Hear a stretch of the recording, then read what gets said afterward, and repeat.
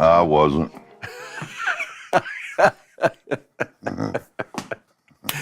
How are you, big man? Doing well. How are you? You look live and in character.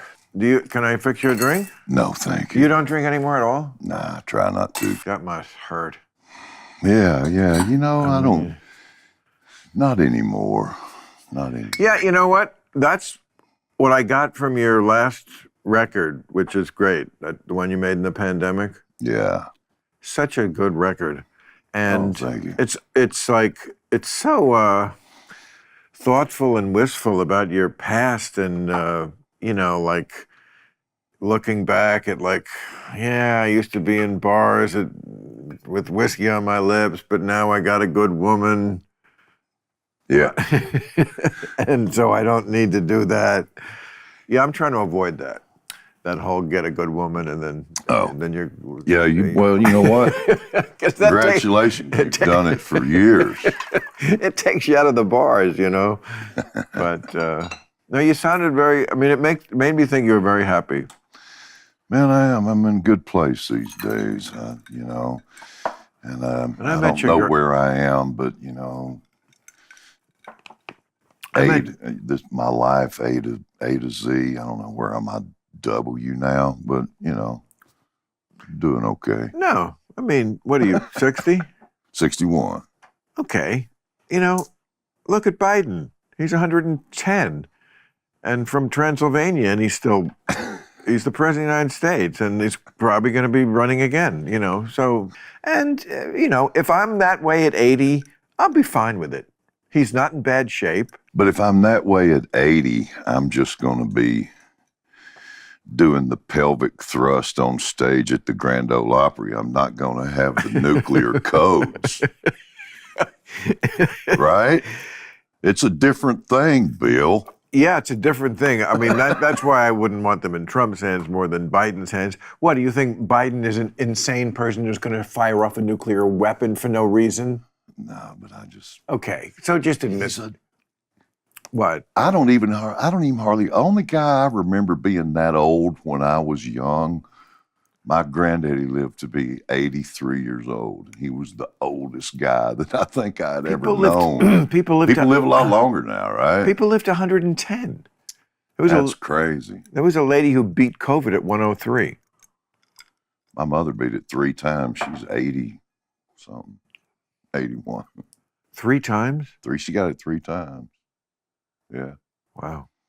Yeah, and she kicked its ass.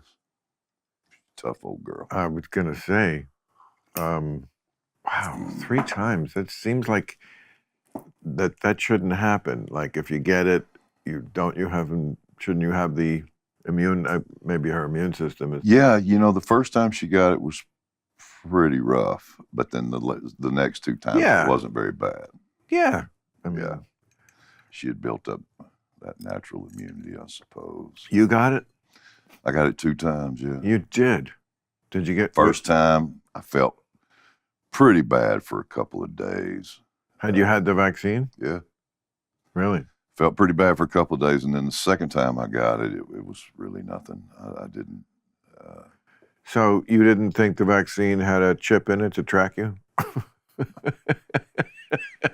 You know what? I don't buy into all of that crap, you know, and I'm like, give me a vaccine for everything that you've got one for.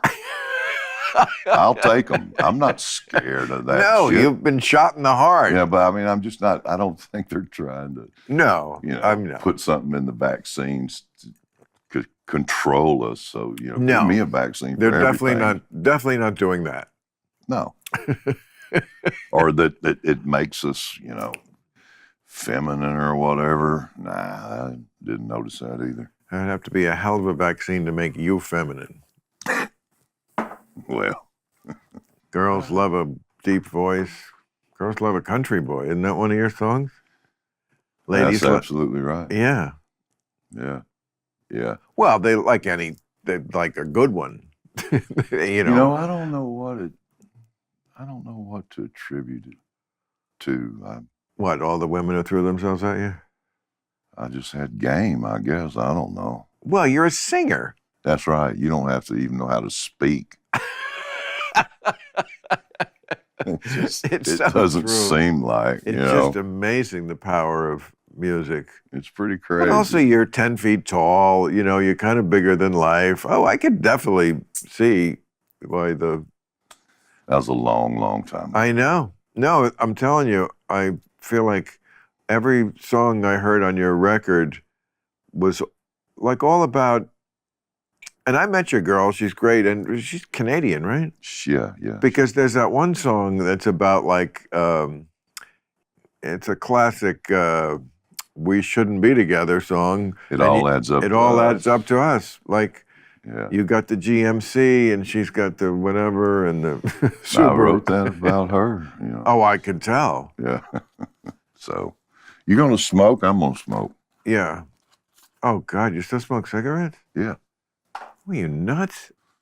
You're like the last person in America who smokes cigarettes. Then, Really? am I wrong? Is there a lot of people who? I don't know. I don't care. You know. But it doesn't. You don't worry about your health with those. Yeah, sure, but it's the only vice that I have that after I do it, I don't have to apologize to people for what I said or what I did. Right. So let me have this one last one. Just let me have this one. Right. You know, and as far as weed, you know, I mean, I have that voice in my head, you know, when I first started trying to get sober, and some of those old hardcore alcoholics that had been sober for 20 years, you know, they would tell me, don't do the marijuana program to stop drinking. That's not going to work. It's not going to work. And I just remember hearing that. But you never were into weed?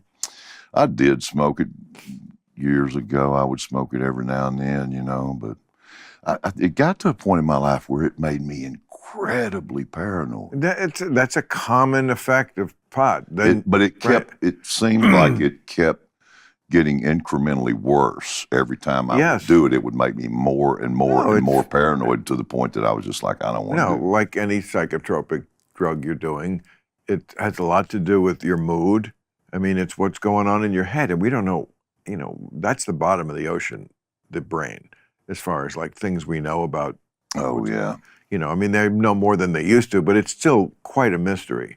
And I know, like, I will smoke, like, if I smoke in a hotel room, I get higher. I don't know why, but it has something to do with my mood, I think, with the psychological elements in my mind that I'm not aware of, that are on the subconscious level. There's something about, maybe I feel like... It's an environmental thing with you. I don't know. I mean, you know, look, this is not health food either. I'm not claiming that, but I feel like... But does it hurt you? I don't know. It could. Well, I mean, I don't think I would recommend, if I was a doctor, putting smoke in your lungs of any kind. Smoke, I mean, you know, it's probably not. But, you know, you got to, like you said, you got to pick your... At least with this... These chairs make me feel like I'm squatting to shit in the woods. Do they feel that way to you? Oh, well, I wanted to make you feel at home. Oh, thanks. You asshole. I love you. I still like you're still an asshole. And you're probably going to get worse the older you get. No. I will. I'm charming. I'm charming you. Oh, yeah? Is that what you're doing? I Yeah. recognize it. I love my redneck friends. Well, good, man. Yeah. We'll keep you alive when the world comes to an end. Well, it's good to have friends on both sides. That's true. I had a guy cover your ask me the other beds. day. He's this younger guy. We were on tour, and he was a tour manager for somebody else, but I'd known him for a while. He recently has had a couple of kids in the last few years, and he came to me, and he was concerned. I could see it on his face, and he was like, I just got to ask you, man, I respect what you think about things. And he said, I got kids now, man. He said, I'm worried. What do you think's going to happen? And I said, it's going to get worse until it's over. Meaning what? That's so vague. It's not good. If you're expecting all this stuff to What stuff? miraculously get the craziness that we're surrounded with these days. Specifically what? There's so much of it. Well, with children, you know, like if you're bringing little kids up now, and Oh the God. things that are happening, you know, and it just. I could not imagine being a parent. I would be a terror. I could not accept, I think I know what you're talking about. I just could not accept, first of all, I don't even like kids. So the fact that I'm defending them is hysterical. But I just don't think I could take losing the kind of autonomy that parents have lost over what happens with their own children. Yeah. You know, the idea of calling the cops on my mother, I must say, never occurred to me. Like, it did not cross my mind that, oh, here's an option when I didn't like my parents, when they were making me pissed off at them. I'll call the cops on them or report them or, you know, or go. There was no resource. There's no other resources. I'll tell the teacher. Tell the teacher. Teacher talks to them. That's what I don't think I could bear as a parent. I feel like I would want to be able to raise my kid the way I wanted to raise him. And Some of the whippings I got from my old man growing up, I could have called the cops. But you know what? Every other guy that I grew up with could have too. All our dads were the same exact way, you know. What do you mean? Because they beat you? Not beat you, but they'd take that belt out and put it Right. across your ass when you needed it. You know? That's called beating. They beat you, yes. Nah, that ain't beating. Well, a belt on your ass is kind of a beating. I mean, I was spanked. I've had beatings too. Right. That's not a beating. Right. Right. But, you know, you're all bar fights. And, You got to be really careful these days too, you know. Get mad at somebody on the interstate or something, some little UFC fighter liable to jump out of his Hyundai and beat the shit out of you, you know what I mean? Well, that's unlikely. All these kids are into the UFC now. You got to be careful. Well, that's unlikely in the specific, but I will submit the stupidest thing you can do, I think, is ever to honk another driver if I'd they're never do that. because you don't know who's in that car. That's right. It just could be maybe not a UFC fighter, but just somebody who's borderline. I mean, Me. It could be me. It could be you. You know, you Right. you don't want to do that. Right. Imagine this man mountain getting out of the car and saying, I laugh about it Yeah. sometimes when somebody does give me the little toot, you know, and I'm just like, you're so stupid, you know. why? Because you could kill them? I don't know, but it probably Yeah. wouldn't be enjoyable for them. Right. Yeah. No, I am a cautious person. Like, I will take risks, and I certainly have in my career, but there has to be consummate reward. Has to be a big reward. I'm not into like running across the street against the light if I could save a minute, you know, or honking people or No. anything that's like, oh, who gives a shit? That's, you know, that's such a fake way of being brave. I mean, no brave. Just live to fight another day. Don't cause trouble. Happiness, I feel like so much of it is not just what you get, it's what you avoid. You know, avoid feuds, Yeah. avoid debt. And being in a hurry too, it's like I never did really get in much of a hurry. And these days, where am I going? I don't have a job. You know what? You know, I don't have to be anywhere really on time. Well, you know, unless you have something better I'm than flying somewhere. You know, you have something better than a job. You have a career. well, I guess What do you mean you guess? I did have until I came to do this. Now I don't know what's going to happen. Yeah, right. Right. You've never been controversial before. Look, Well, not needlessly controversial. look what I found. Oh, you got little army men. Yeah, well, These what do you mean you found them? I didn't. These are in. There's a room back there where I call the Museum of the Random, where I have all my shit from childhood, and obviously, Oh, wow. I had a Civil War set. Yeah, you did. Oh, I'm sure I'm not even supposed to have this, wow. but they just, I mean, it was the blue and the gray. I think there's a gray. I think there's Dude. Yeah, there's a Confederate soldier. You can have that one. Man, you just triggered the perpetually persecuted with these. Triggered. The perpetually persecuted grievance junkies that wake up every morning looking for something to be pissed off about. You see that dirt on this guy? Yeah, That dirt is from the 60s. that's old dirt. That's old dirt. I've heard the same old as dirt, but no, that's literally, yeah. Did you ever collect army men? I don't remember. What was your childhood like? What was it like? When you weren't getting beaten by your father? Oh, my God. No, man, that happened very rarely anyway. And every Right. time it happened, I deserved it. But my childhood was very Norman Rockwellian. Me too. I swear. Me too. It was like, it was both sets of my grandparents. I lived in a little bitty town that did not even have a red light.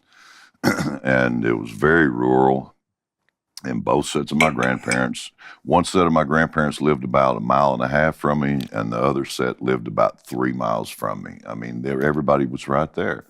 I went to the same school that my grandparents went to, you know, K through 12, all on the same campus. It was just a very idyllic little place to grow up, you know. I mean, it's funny. You grew up, where is this? Tennessee? Louisiana. Louisiana. Oh, Louisiana. Okay. I grew up in New Jersey, which you would think would be so different. I could almost make the same exact description. I think we had no traffic lights. There was a Four Corners. Yeah, There was- we had that. And Where there was like, and there is a traffic light there now. There okay, wasn't. that's probably right. There's probably light there now. Where there was like 4 stores. Yeah. Which was the subtotal of the industry in town. Right. I remember my father used to complain about the tax base, and we only would get some industry here. Like, industry? Who's coming to Rivervale, New Jersey? Like the Ford Motor Plant is going to open up in this bedroom community. But It was everybody there either worked in the oil field or they worked in the timber industry. And my father worked in the timber industry. Well, he worked for International Paper Company at a corrugating plant where they made cardboard. And there was a paper mill there, and a lot of the men worked there. And then I think it was the late 70s. The union had just gotten so ridiculous in that paper mill that they had a big meeting. They were trying to have this negotiation between the union and International Paper Company, and International Paper Company sent one representative to this meeting, and he walked in and he said, "I'm not here to negotiate with you. I'm here to tell you that we sold this paper mill to a company in Germany and we're shutting it down." Oh. And immediately that place just went into a depression. And you're talking about the town? All those towns around there. So you're saying the union overplayed their hand? Yeah. And that was where the bad taste in my mouth for unions started. That's when it started, because I saw the devastation that could be caused when they got too big for their britches. My grandfather was a union captain. I have union in my bones. My father was a union lover, straight up Democrat, Catholic type. And I saw him just crushed in the 70s because he had to go out in sympathy with the engineers union. Technology changed, and newsmen and disc jockeys no longer needed an engineer. They could just put a cartridge in the slot and play whatever they had to play. And these guys were just sitting around playing cards all day. And the union fought for those jobs. And I mean, I guess that's their job, but you got to know when to hold them and when to fold them, right? Yeah. I mean, like, sometimes you're just fighting, and you, like you say with your father, if they overplay the hand, then we tip over the board and the table, and the game is over. We're not At even, some point, you got to go, do I want this job or no job? yeah.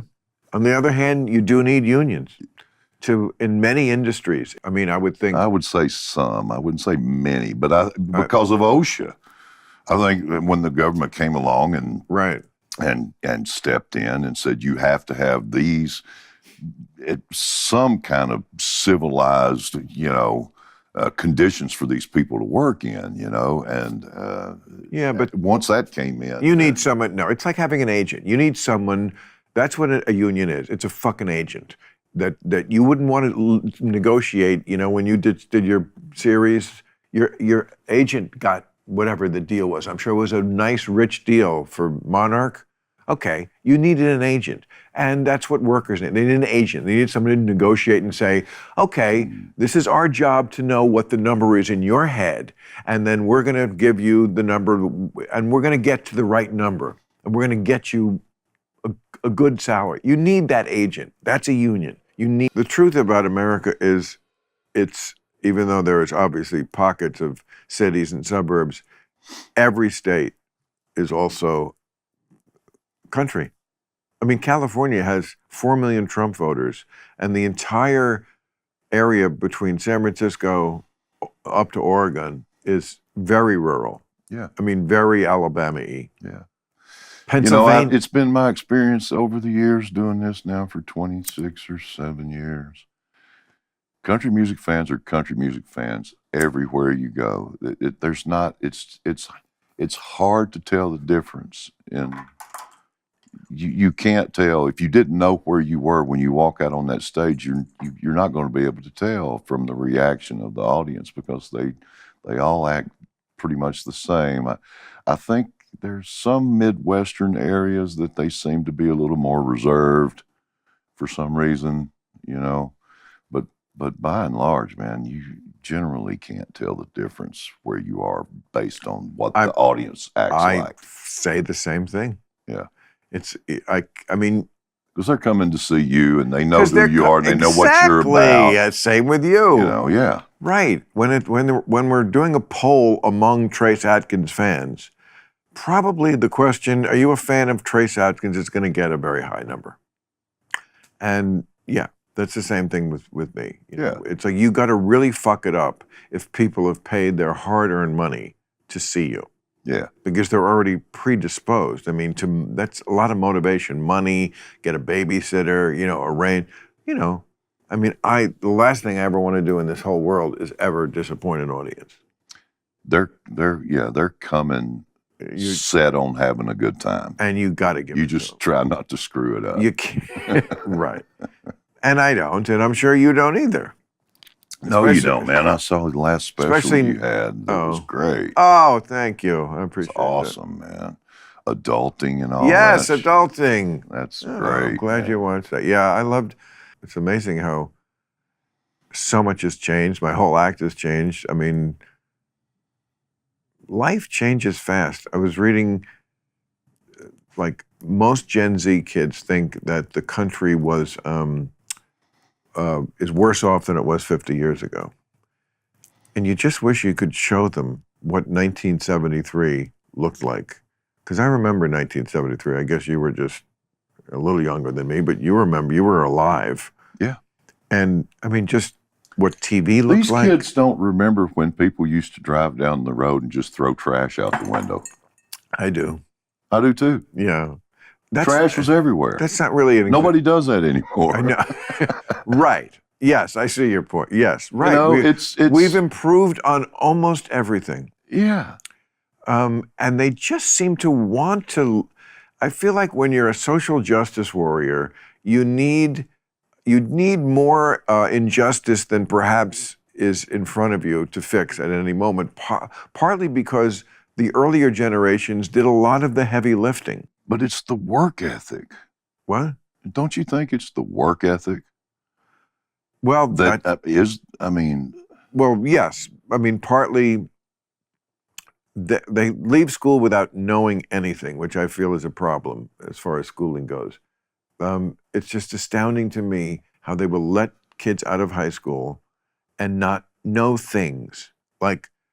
And now we know, especially with the pandemic, the reading and math scores are like as far as proficiency, so for like 4th and 8th grade, they're like in the 20s and 30s. Like 20%, 30% of the kids are proficient in reading. So not only can't they think, they couldn't even start to because they can't read now. So, And there's no discipline. I mean, you can't have success in this life without having some kind of discipline.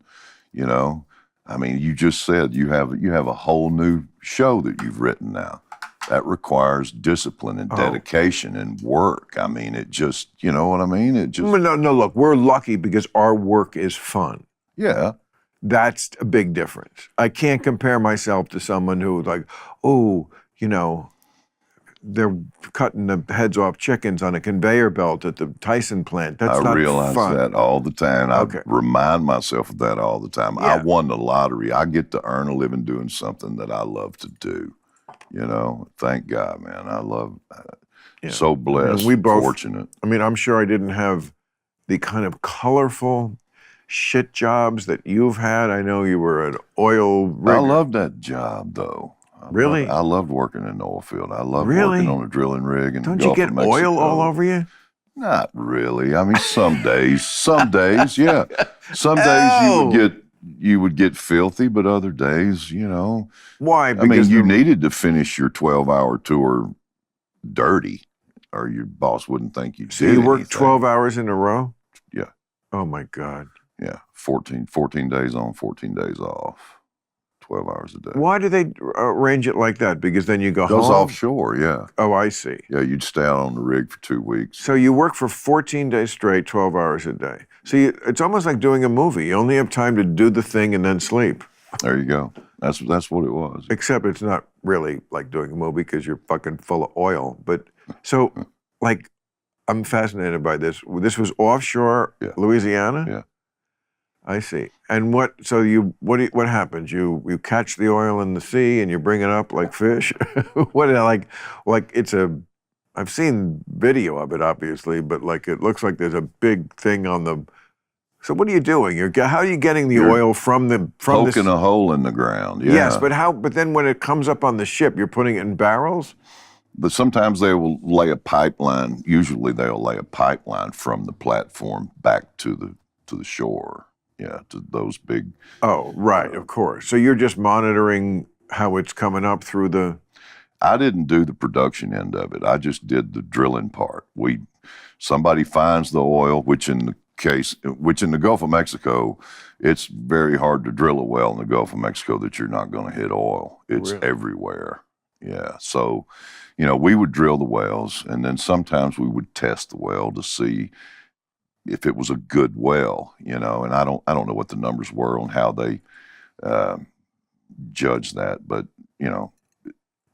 then we would just cap it off, and then we would move on to another location and drill another well, and then somebody else would come in behind us with a workover rig, a production rig, and put the well. But you're on the boat the whole time. No, I was on a jack up.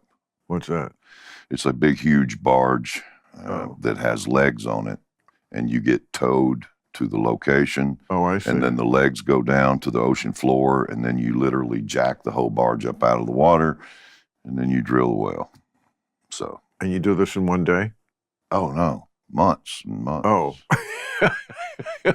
Yeah. On one place like that? Yeah. Why? Because it's just so long to get the thing in the ground? It takes a long time, to drill 10 or 12,000 feet. Oh, I see. Yeah. Why? Because the drill gets stuck on shit and. It's just it gets pretty hard once you get on down there, and you got to drill through these layers of rock and stuff. But how can you control the drill from up top on the ocean? Oh man, those guys are brilliant. I mean, the technology is just, they know exactly and they can make that bit go whichever direction they want it to go. Oh. You could sit in one spot and drill wells. Out there. And how do you know when you hit the oil? You'll see it. It'll start coming back in the mud, Oh, the mud that you use to get the cuttings out of the hole. You'll start, because you're always testing the mud to see, Right. and then you'll see it'll start coming back, or you might take a kick and you'll know you've hit it, you know. wow. Yeah. And you like this? I did, man. I did, you know, because I swear, you know, it was, I was a roughneck, and then I started working derricks. I was a derrick hand, and you know, I was the cock of the walk, man. And it was a very competitive environment. It was like, Really? because when I quit playing college football and then I started working in the oil field, it was like it was a continuation of a team sport almost. But it's a lot of being on a guys, drill right? crew. Huh? It's a lot of guys. It was a lot of guys. There were 40, No, but 40 or 50 men on that rig. But just men. So, You know, a female engineer would come out from time to time, not very often. but for half your life, the 14 days you're on, you're just in an atmosphere of all men, Yeah. and you like that. Hey, you know, don't No, you dare. I'm not driving at anything. Oh, really? It kind of feels like you are. No, man. It was a very competitive kind of thing, and you know, and it was like, Yeah, I felt like I was the best hand on that rig, and if you think you're better hand than I am, let's go at it. Let's see who can, you know. A lot of guys offshore doing a lot of drilling. There's nothing gay about this. God, I never saw that. Maybe it happened. I don't know. Really? Not with me. I don't know. Right. But so then you go back. Tell me about the 14 days when you're back home, because then you're not working. So this is when the Trace Adkins legend started getting out. Yeah. Right, because you must be like just partying the whole time, right? Well, no, but it did allow me to start, hook up with a band and start playing clubs on the weekends. Oh, really? You know, so it allowed me to start doing that. And then it kind of just started to get bigger and bigger and bigger, to the point that I finally took a leave of absence from my oil field job and went on the road and started playing clubs in Texas, you know. And then that 6-month leave of absence turned into 4.5 years. Yeah, and then finally I got to a point where I woke up one morning and looked in the mirror and said, 5 years ago, I wouldn't have been caught hanging out with somebody like you, you know, and I quit. When did that happen? It was 89. Really? Mm.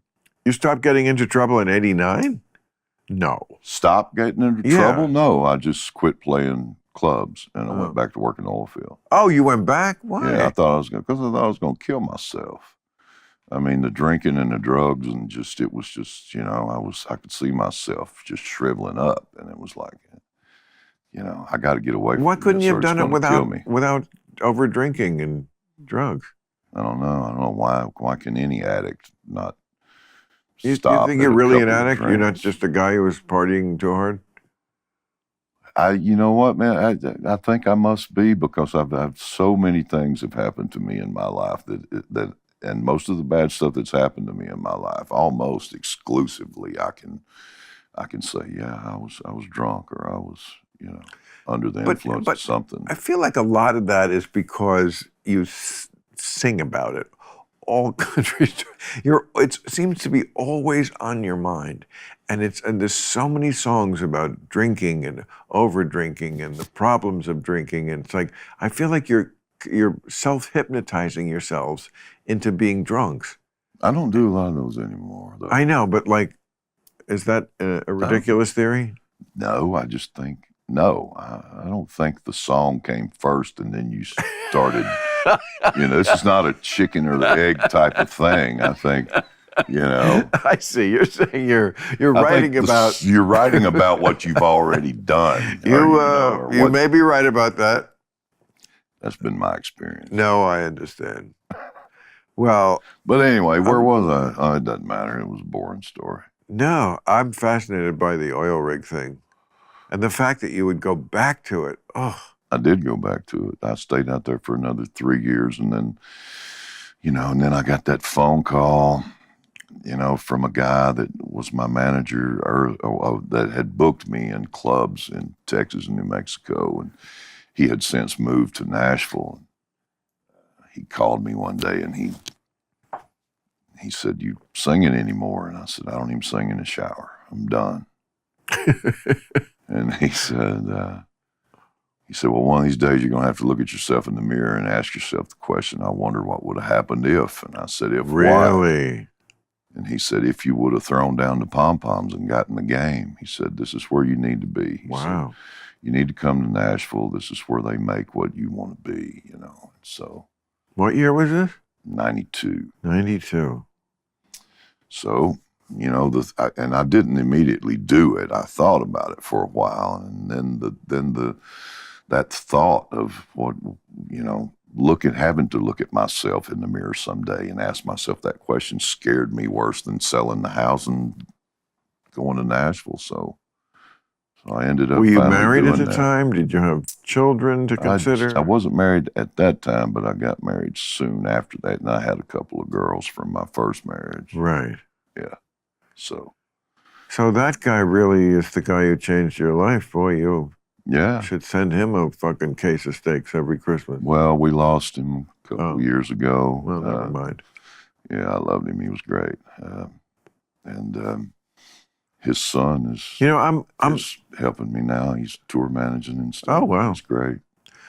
I'm surprised at how much country music I have in my iPod.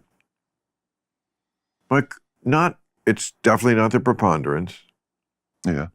But over the years, you know, and there's probably one, you should probably tell me who I should like fucking download, because I don't know a lot of them, but like, you know, I Love You. You know what?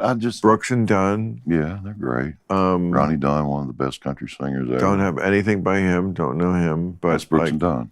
Oh, that's Brooks and Dunn. Okay. And Kid Rock, I would say, is sort of in that category, like redneck rock. I love a lot of that stuff.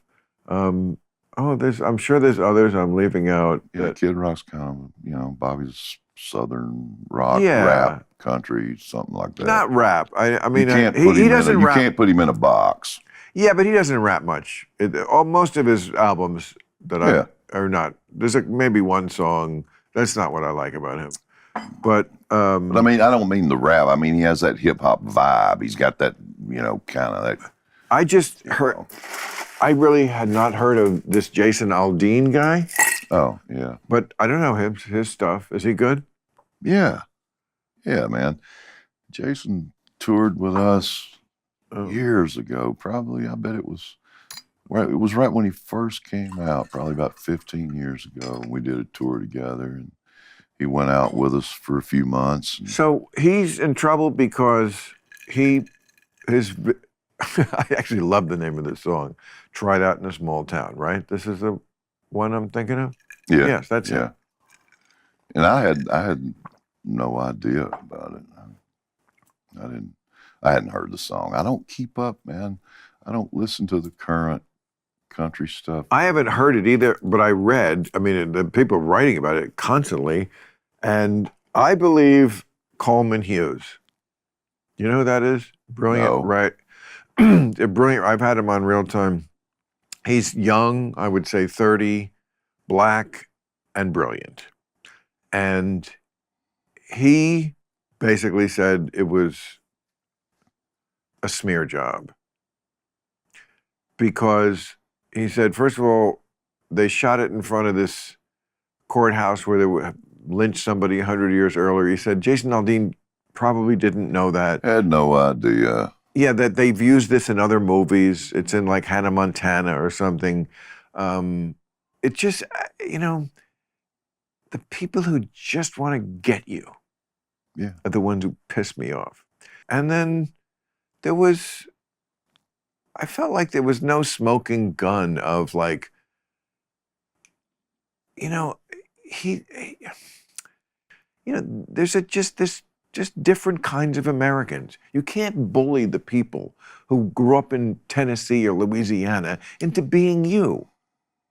This sounds like Jason Aldean. It sounds like he's a country guy.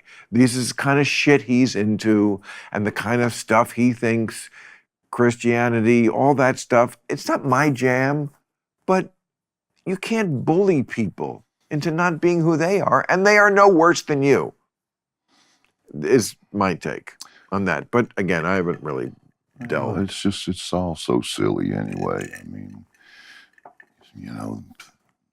the grievance junkies turn on somebody and they try to cancel them, and all it's going to do, he's going to sell more records than he ever has, and he's going to make him bigger than he's ever been, and that's just. And the other guy because he had no idea, man. You know how many music videos I've done that I've called up the director and went, "Hey, man, now what about this location where we're shooting this thing?" Right. And if I did do that, it would only be because I didn't know where I was going. Right. You know what I'm saying? Yeah. But it's like he had no idea. That director picked that location, and because it had the look they wanted it to look. It's a look. It was just a small town courthouse. Yes. That's all it was, and it happened to be close. It's not the way to fight racism by just making shit up to point your finger at somebody. And who's the other guy who got in trouble for? But it hurt him not at all. I figure he's a giant. Oh, Morgan Wallen. There you go. He sold out 2 nights in a row, 55,000 plus tickets each night. God, cancel me. Yeah. And I just, maybe I'm naive, but I just don't think these people are racists. I've been around both of those guys. They're good guys, they're not racist. It's just, it's just a shame that we can't get past the past. Yeah. And yeah, I mean, look, I love playing your part of the country because the audience I get is a mostly liberal audience, but they're not the stick up their ass liberal types in Oklahoma. No. You know what I'm saying? Even if you're in a red state, when you're in the city, you're in a blue part of the red state. Right. So, I've been in Alabama and the people look exactly like they look everywhere else that come to my show. Right. And, but they just don't have that sort of like nose in the air kind of, how dare you, like, I'm waiting for you to say the wrong thing attitude. They're like, we're here to have fun. It's a fucking comedy show. Yeah. I love stand-up comics. I always have. I've been a fan. I go to Zany's fairly regularly, We're the best. Little club there in Nashville, Really? You do? You go to Zany's? Yes. And I played Zany's a million years ago. And do you know how hard it would be for me to go hear comedians or see comedians if I only chose to listen to conservative comedians? Yeah, there wouldn't be very many. No. I would never get to go to a show, But there's more. I can appreciate the comedy. It's interesting, though. Yes, not a lot of what I would call conservative comedians, but there's a lot more conservative themes in comics like me, Bill Burr, I could name Dave Chappelle, lots of people. Because the left is crazier. Because they're spotlighting the absurdity. Yes, because we are comics. Because that shit's funny. Exactly. Absurdity is funny. We go where the comedy is. There you go. We go. Absurdity is funny. Exactly. So if you're going to be absurd, I'm going to make fun of you. And So. And you deserve it. And you deserve it. Exactly. And it should tell them something that people are laughing, that it rings true. Yeah. Because laughter is involuntary. That's the one really great thing about it. Yeah. You know, you can be the biggest comedy star in the world. I saw it happen back when I was starting out in the clubs, and Rodney Dangerfield would walk in, or some big star, and the crowd would go wild. And he got about a minute of grace time when they would just kind of nervous laughter if he wasn't really funny. After that, you got to earn your wings every minute up there. I know. And no matter who you are, you can't. People cannot. That's why I've said I got such respect for what you guys do, because you're working without a net, man. You are correct. You got no net. I've got Exactly those 5 or 6 guys standing up there on stage with me. I got my gang. Exactly, pussy. You know, yeah, I got my muscle. You know, you don't like what I'm doing, you're going to have to deal with these guys. You know. Well, you know. Yeah, but you're up there by yourself, and you. Yeah, I got just crazy respect for what you guys do. One of the Beatles in the great anthology said, when they were asking about Elvis, and they said, I think it was Georgie said, you know, with us there was the 4 of us, so whatever we were going through, no matter how crazy it was, we had each other. But Elvis, you know, he only had himself. I was like, oh, that's so true. Like, God, I hate that I missed Elvis. I wish I would have had a chance. Oh, he's still alive. Elvis. He's working at the 7-Eleven. You know, yeah. I mean, You never met him? No, of course not. No. He died in 1977. You could have been a teenager who was. I remember one time, Penn Jillette said to me, he said, if you ever get into an argument with somebody that's from another country and they're talking about, extolling the grand things that their country has given the world, you know, he said, you can always win that argument with one word: Elvis. Wow.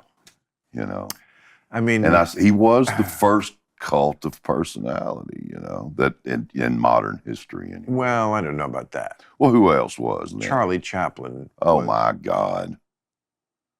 You should. That's not modern history. Of course it is. I mean, there were, but yes, Charlie Chaplin was a star of almost unbelievable magnitude by our standards. I mean, he was paid the kind of money that would sound impressive today, when the movies cost like a penny, and you know, a house cost $12,000. Yes. Okay, well then let me narrow. And when he went to, let me narrow it. Like the headline in the paper when he went back to London, I think, was just, "He's here." You know, it was big. There were big people, but I look. There are people who will argue about Mr. Gillette's theory about Elvis. I'm not one of them. I've always been, since about age 14, when it was 1970, and I had not paid attention to Elvis before, but I really hadn't paid attention to music until I was about 12. So I got into the Beatles, and Elvis, in my mind at that time, was always this old dude who was before my time in corny rock and rolls, Hivil Swips. And then I heard a couple of songs that he did around that time, which is the time I love Elvis, when he got out of the movie contract, from Suspicious Minds until he died. He put out some amazing shit. And he wasn't fat until the last 2 years. Yeah. Very mature. I mean, Burt Bacharach wrote Any Day Now for him. And I mean, some great stuff. But yeah. Well, there was no roadmap for Elvis. I mean, there's no musician that had ever experienced. No. He was the first, you know, that phenomenon that was. Yes, I think Bing Crosby was certainly a matinee idol star. But no, you're right. Bing Crosby was huge, probably in the 30s. He was not Elvis. Sinatra Sinatra was like Bing Crosby was the 20s. Sinatra in the late 30s, early 40s was Elvis-esque. Yes, it was a phenomenon. It was a happening when he went someplace. Just this intense excitement that you felt around where he was and what he was doing. And of course, the women must have been insane. But okay, well. But Elvis certainly. I'll let you have all those also rans. I'm gonna stick with Elvis. No, I love Elvis too. You can't get me on Elvis. Okay. I see. Well, stop arguing with me then. Well, I'm just giving you the reality. I mean, he wasn't. And then the Beatles, really outdid Elvis. There was much more of a worldwide phenomenon with the Beatles. Beatlemania was worldwide. But they were huge Elvis fans. Yes, they were. Yeah. Absolutely. Although he also disappointed them.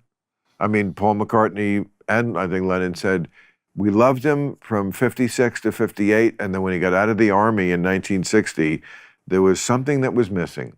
And they're not wrong. I mean, that whole 60s was a lost decade. It was a lot of, it was what he called the travelogues. It was like, he did 29 movies. I mean, about 25 of them were Fun in Acapulco and Girls, Girls, Girls. And I know. just these silly things. There was the same script in a different location and forgettable songs. But when he came out of that, I mean, he did have a great final act, I think, musically. If you listen to that stuff from the early 70s. But, you know.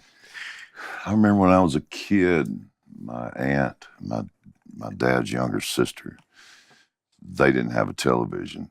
And the only time that she would come to our house and spend the night would be on a night when an Elvis movie was coming on. She would come to our house and spend the night so she could watch the Elvis. And she and my mother would sit up and watch the Elvis movie. You know, I just remember that when I was a kid. I just realized that. That's so strange. I thought the movie, and did you see the movie? I saw some of it. I don't know. There was something about it that made it it was almost unbearable. It was so. Well, I thought the performance was great. Yeah, the guy did a good job. I didn't think the movie was great. I didn't either. And I mean, I understand they tried to capture. You know, the thing where he called out the colonel from the stage in Vegas. Yes. He would never have done that. So much of it was bullshit. As someone who knows the biography, that's what bothered me, one. Two, I don't think Tom Hanks, as great as an actor as he is, was right for the part of Colonel Tom Parker. Didn't seem like He's too good. He's too nice. He's fucking Tom Hanks. I needed some scumbag. Because that is the tragedy of Elvis. What did Elvis die of? Bad management. Damn right. Bad management. He died of bad management. Everything that he did and everything that he was, think of what he could have been. Could have been. The colonel wouldn't let him go overseas where he was adored, and yet he never played Paris. He never played London. He wouldn't. Yes, because the colonel couldn't go. Couldn't go. And the movie contract and the fact that Elvis was this pathetic hillbilly who could not stop himself, apparently, from letting this father figure. Again, I thought that was rather clumsily portrayed in the movie, but, you know, maybe it did well and I'm being picky, but, you know, that's the tragedy of Elvis, that he could not get away from that shadow. And, I mean, he didn't do the Star is Born. He was offered The Star is Born with Barbra Streisand, and I think the story was he would not accept second billing. And you don't want to get into that fight with Barbra Streisand. No. And you shouldn't. So the colonel, I didn't know she was that a much bigger story. star at the time. What? So the colonel wouldn't let him do it because he wasn't getting top billing. Is that what happened? I don't know. Right. But probably the colonel just didn't want him ever to. It's very Howard Hughesian.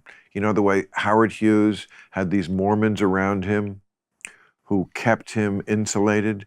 And Howard Hughes had an inclination to go back into the real world. He didn't want to be this recluse, but they would scare him back every time. Germs, Howard. There's germs out there. And he'd crawl back into his cell that he'd made for himself, pissing into bottles because he was afraid of germs. He'd be perfect for COVID.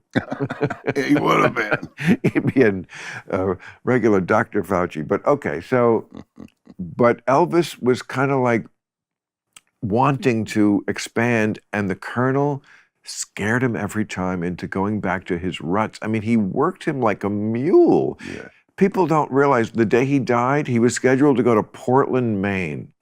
I've been to Portland, Maine. I have to. Okay. We said poor Portland. We'd say it with such resignation. I went there in the winter. Portland was, oh, wow. You do love show I did a winter tour one time. Wow. And what I was told when I was convinced to go do it was, man, you're going to love it, man. You go up north, way up north, and you do this winter tour, and these people all have cabin fever, and they come out to the shows and lose their minds, And And well, that didn't happen. help. Oh, I was miserable. okay. Couldn't get off the bus. Well, I mean, it was hard to get from one show to the next, and then when you got there, you Right. didn't want to. It was all I could do to get off the bus and get to the door to get in the venue, because it was brutal. yeah. Oh my God! And I'd go on stage and I'd just like, what's wrong with you people? Right. Why do you live here? Right. I've been to. It's been a long time since I've traveled in the cold. Yeah, that's the only winter tour I ever did. I never. Right. No, I don't understand how people. I mean, obviously, people have economic limitations and family limitations, and also people just like living near where they grew up. Most people don't leave. There's well, and the summers are nice. Yeah. There's somebody known as Cheshire Man, I think he's called. It's this town in England, Cheshire. I think I'm saying it right. I may be getting it wrong.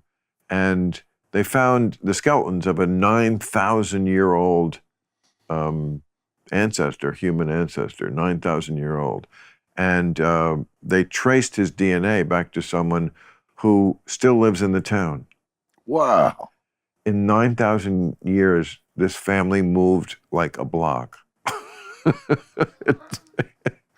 It says something about humans. Are you kidding? That's true. I'm not kidding. No. Oh, wow. Yeah. So, I mean, that's one reason. People just... They need to get out. I mean, really. But have you ever been to Canada, like in the winter? Like, it's 10 degrees and they're wearing short sleeve shirts. They just adapt. Humans adapt. I went to my wife's parents for Christmas this past Christmas, and I shoveled snow for 4 days to get for 4 days. Wow. You earned some husband points there. I did. I hope you got rewarded. Man, it was. I swear, the snow was above my head. Right. Oh, wow. Especially after I'd shoveled it all off the drive, Right. It was crazy. The things you do for love, right? I was just doing it so I could get to the store and get some cigarettes. Wait, that's not so romantic. It's not at all. I know. But that's why I had to get out. But your songs are so, I mean, you really are a romantic. I mean, a lot of your songs, I mean, even you have that one about the old lady who fucked you when you were a kid. Oh my God. I wasn't a kid. I was legal. I was legal. Is that true? Yes. You were was that your virginity? No. Oh. No, but it's true. How old was that lady? She was 36. And I was nothing wrong with 19, And you were 18? 19. Yeah. And she called you honey child. See, that's what made me think she was older. Honey child sounds like she's like 70. She didn't call me honey child. You made up the whole... No, I didn't make up the whole thing, but I just thought, man, that's a cool little turn, when she called me honey child, and then I'm going to pour this on you and make it taste like honey child. No, you're a clever lyricist. Well, I didn't write that. But oh, really? No, but the story's true. Jesus Christ. How disappointing. You don't write all of your own? Not all of it. Oh. Well. Man, why would I? I swear, I see. How do you get material like that in Nashville? Like there's just so many people like who are writing songs, and you go there and you throw your big money around because you're a big star. One of the things is I've become. I had a dear friend of mine who has since passed away, but he was a songwriter. We wrote a lot of songs together, and he just told me, he said, "Man, you've become the laziest good songwriter that I know. And the reason he said that was because, like, if a hook comes if a hook comes to me or a melody comes to me, and I think on it for a while, and then I think, okay, which songwriter in my Rolodex is that idea in his wheelhouse? And then that's who I'll call, and I'll pick up the phone and I'll go, hey, Monty, or hey, Casey, or Rivers, or, you know. So, and then that's your writing partner on the song? Yeah. So then you write it together. Here's my idea. Oh, so you like to write it with somebody? Yeah. I love to write, too, with piano players. I don't play piano, you know. Right. Yeah, and I would rather write with a piano player. Do you write the lyrics and the music at the same time? Usually I'll have a basic idea of what the chord progression and the melody may be. But then there are other guys too that I work with that I'm like, I don't like this melody. I know there's a better one out there, and so I'll get with somebody that's really good at melodies, and we'll come up with something better, you know. Mm. And some of these songs I hear today, it's like, you know, why didn't you guys take a couple more days? You know, you got it to that point, and then you just said, you turned it in, and you said, this is good enough. And if you would just let it rest and let your ears rest for a couple of days, and then go back and listen to it again, right? You know, you could have made it better. Wow. I hate it when I hear hooks in songs, and then the song just wasn't what they didn't write it. You know, they just didn't write it. They got it close enough, and then they quit. You know, and Lynn said, that's good enough. You know, I hate that, man. You wasted a good hook because you got lazy and you didn't finish the song. But I can't say anything because I'm the laziest songwriter in the world. I mean, really, it doesn't sound like it. You know, I think when I think about country music now, what's different about it, I mean, I don't like any song unless I like the song. The lyrics can be the greatest thing in the world. It doesn't matter if the song isn't good. And it doesn't work on the reverse. The lyrics can be shit. They're better if they're good, but I don't care. If I like the song, I've listened to zillions of songs. I can name some where the lyrics are shit. Yeah. Or just gobbledygook. Yeah. You know, get back. What is that? What does that mean? I don't ever want to write anything that I don't think at least said something at least mildly profound, at least to me. Or what you know what I'm saying? And that's not a very high bar. No. You know what I mean? But it's got to say something at least mildly profound to me. Or it's got to be very clever. Clever. This is what I was getting at with country music that I feel is a little different. Humor. Yeah. A lot of it is funny. A lot of your stuff is funny. All the ditties that I've done in my career, what people call ditties, I think they're cleverly written and they're funny. I left something turned on at home. That's clever. It's very clever. Honky tonk badonkadonk is clever. Yes, it is. It's cleverly written. I like that. And I can say that. I didn't write it. It's cleverly written. Yes. But that's like I left something turned on at home, which is something you would not hear in pop music. They would just not write that. No. And that's why you have to go to country music for things like that. And it is clever. But again, I wouldn't like it if I didn't like the song. I like it better the way I do it now than the way I recorded it back then, too. You know, it's evolved into something completely different. Really? You know, I listen back, you know, to those first few albums that I did, and, you know, I'm better at what I do now than I was when I. Me too. I'm sorry about that. People that bought those records, you know. I think the same thing. I'm better now. Right. I think this. I could look at my first 2 or 3 HBO specials, and they wouldn't be as good as Adulting. Yeah. I would know that. This is why I would never look at them. But yeah, you can't be, you know, I was 29 or whatever. You can't be more than you are. I appreciate people who appreciated me at the time. And, you know, there are some people who think we're worse. Oh, well. Who like, you know. Yeah. So, like, that's just taste. Yeah. You know, I don't think they're right. Yeah, but, man. You know, music appreciation is an opinion, and everybody's just different. You know, and that's cool. You know, I'm But- glad that there are a few people out there that like what I do. You know. Yeah, it's a good But- thing. It's a great thing to think, and you have every right to think that your last one was your best one. You don't want to be in that place. I mean, athletes are always in this place where they think, "Oh Christ, I'm 35 and I peaked 5 years ago." That's rough. Yeah. You know. There's also the I listen to my voice now as opposed to 30 years ago. And when I listen to my voice back then, I can't hardly bear to listen to it. It sounds thinner and it doesn't have that. I don't know. No, smoking and drinking definitely did a lot of good things for your voice. Thank you. Yeah. Yeah. I mean, I think it's just smoother and it's. Oh, got it's very unique. It's great.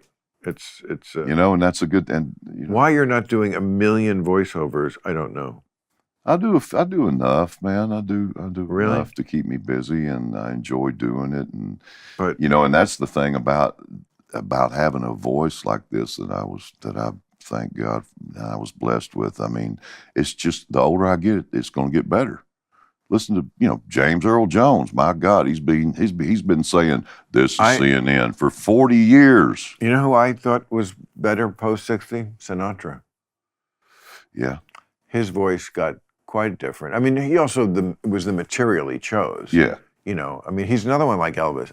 I would never. I mean, I wasn't around for that early Sinatra time, but you Well, know, Yeah, I could. I don't, except for It Might As Well Be Swing, the one with Basie. That's a great album. If for that, you know, it's like mid-50s and America's feeling good about itself. I mean, obviously it was not diverse at that That's time. one and of not the everybody things had a still on my to-do list that I've been threatening to do for the last decade, and I haven't done it yet, but I What? intend to.